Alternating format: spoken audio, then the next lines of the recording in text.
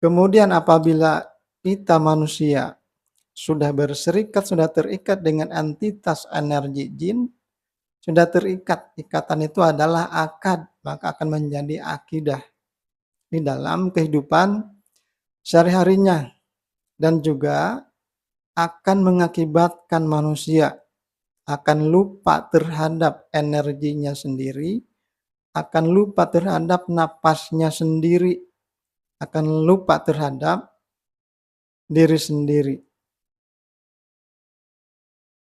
Apabila manusia sudah lupa terhadap dirinya sendiri, nah maka manusia akan kehilangan dirinya sendiri, maka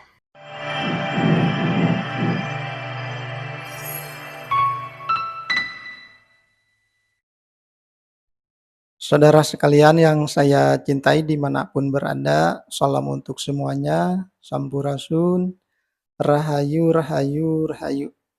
Alhamdulillah kita berjumpa lagi, alhamdulillah kita bersyukur bahwa kita semua selalu berada di dalam kasih sayang Allah, kita semua selalu berada di dalam kasih sayang Tuhan.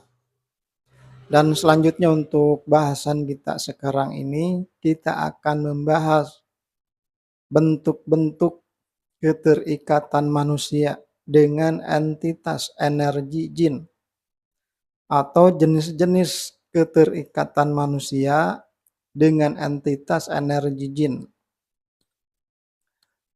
Di dalam kehidupan di alam dunia ini, kita sesungguhnya berdampingan, berdekatan dengan entitas energi jin. Dan kapan manusia bisa dikatakan ada keterikatan dengan entitas energi jin adalah apabila manusia sudah berserikat atau apabila manusia sudah mengikuti ajakan-ajakan, hasutan-hasutan entitas energi jin. Entitas energi jin itu seperti jin korin, setan, iblis, siluman, ajajil, dajjal, dan lain-lain. Dan apakah berbahaya apabila manusia sudah ada keterikatan dengan entitas energi jin tadi? Nah sebelum itu, sebelum lebih lanjut, nah kita lihat dulu peristiwa di awal mula. Kejadian dulu di awal mula. Ketika dulu terjadi peristiwa kutukan, terjadinya kutukan kepada al-mala'ul a'la, kepada malaikat yang mulia, turun derajat menjadi iblis. Kemudian iblis meminta 4 perkara kepada Allah. Salah satunya adalah permintaan iblis itu supaya iblis dibebaskan berserikat dengan manusia di dalam segala segi kehidupan manusia, di dalam segala bidang kehidupan manusia, mulai daripada niat, perbuatan, dan seterusnya. Dan permintaan iblis itu dikabulkan oleh Allah. Nah selanjutnya iblis berkata kepada Allah, "Wahai Allah, kemudian," kata iblis, "aku akan mendatangi manusia dari depan, dari belakang, dari kanan, dari kiri mereka.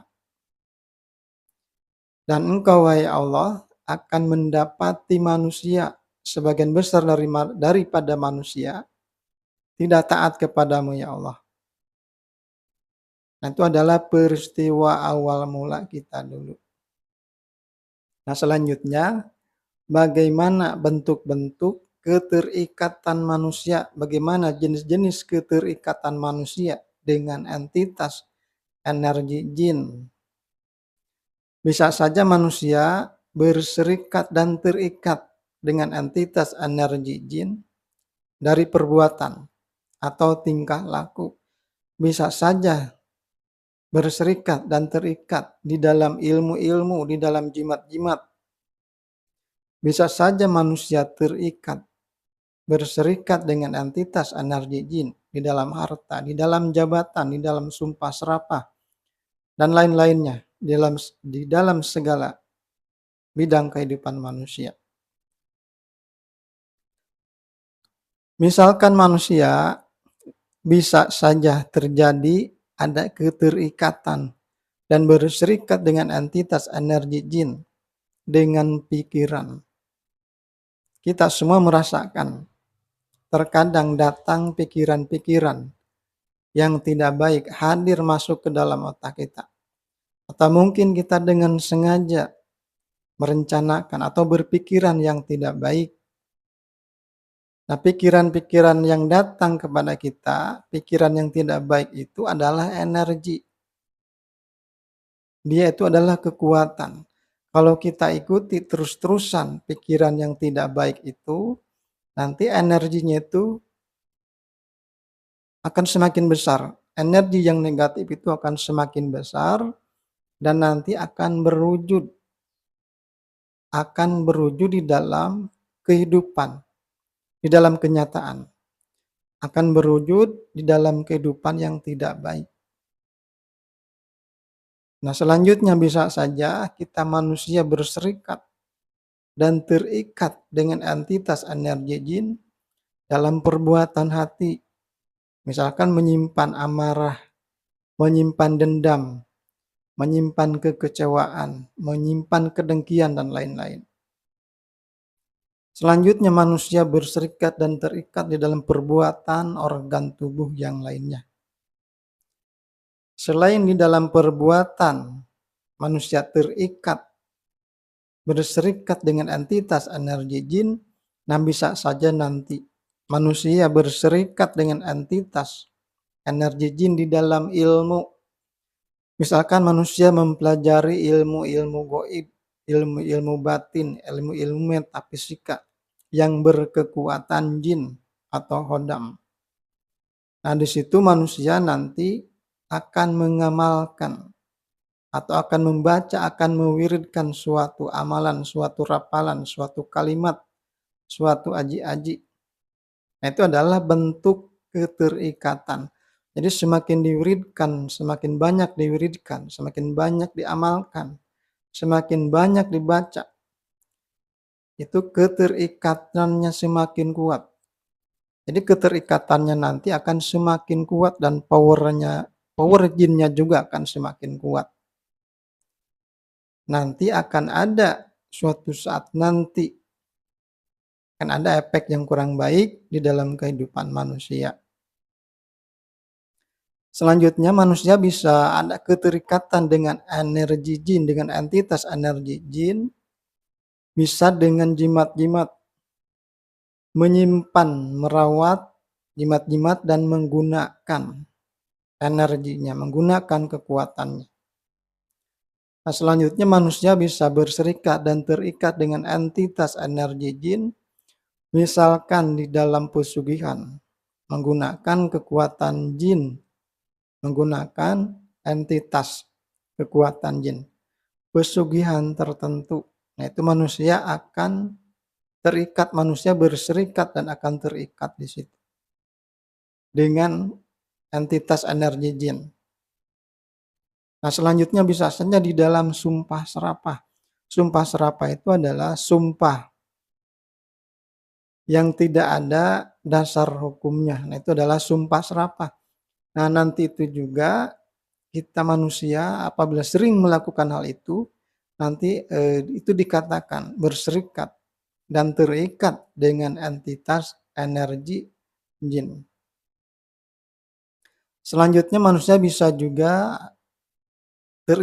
berserikat dengan entitas energi jin di dalam harta, di dalam jabatan, dan lain-lainnya. Nah, selanjutnya apakah ada bahayanya, apakah ada efek negatifnya apabila manusia terikat dengan entitas energi jin? Nah, kita lihat sebuah keterangan di dalam surat Al-Jin. Saya bacakan artinya saja. Ada laki-laki dari golongan manusia meminta pertolongan, meminta perlindungan kepada laki-laki dari golongan jin. Maka jin-jin itu akan menambah dosa dan kesalahan bagi manusia. Itu ayatnya.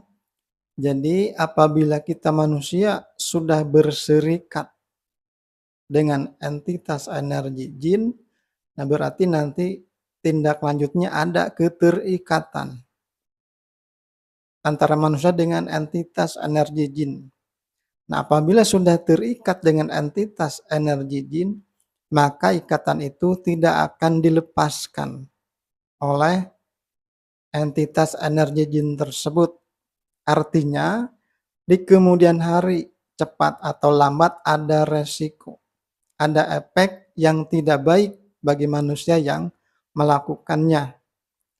Misalkan beresiko tidak baik terhadap kesehatan, terhadap keselamatan, terhadap rezeki, terhadap keluarga, terhadap hubungan sosial masyarakat, terhadap pekerjaan juga, dan macam-macamnya.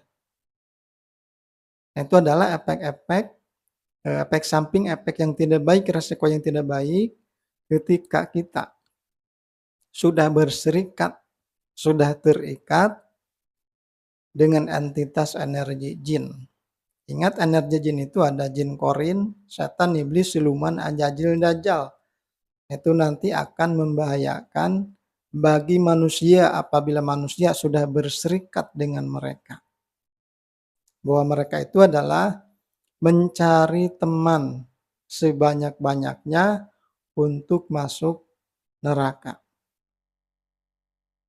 Kemudian apabila kita manusia sudah berserikat, sudah terikat dengan entitas energi jin, sudah terikat, ikatan itu adalah akad, maka akan menjadi akidah di dalam kehidupan sehari-harinya, dan juga akan mengakibatkan manusia akan lupa terhadap energinya sendiri, akan lupa terhadap napasnya sendiri, akan lupa terhadap diri sendiri.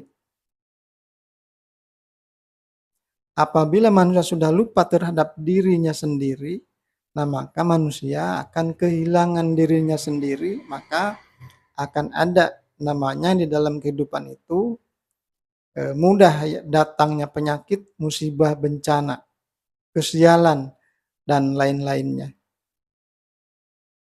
Saudara sekalian yang saya cintai dimanapun berada, demikianlah untuk obrolan kita sekarang ini. Jenis-jenis bentuk-bentuk keterikatan manusia dengan entitas energi jin. Apabila ada kekeliruan, apabila ada salah kata di dalam obrolan ini, mohon dimaklumi. Semoga saja obrolan ini ada manfaatnya. Dan insya Allah kita berjumpa di dalam obrolan selanjutnya, di dalam video yang selanjutnya, dan tentunya salam untuk kita semuanya.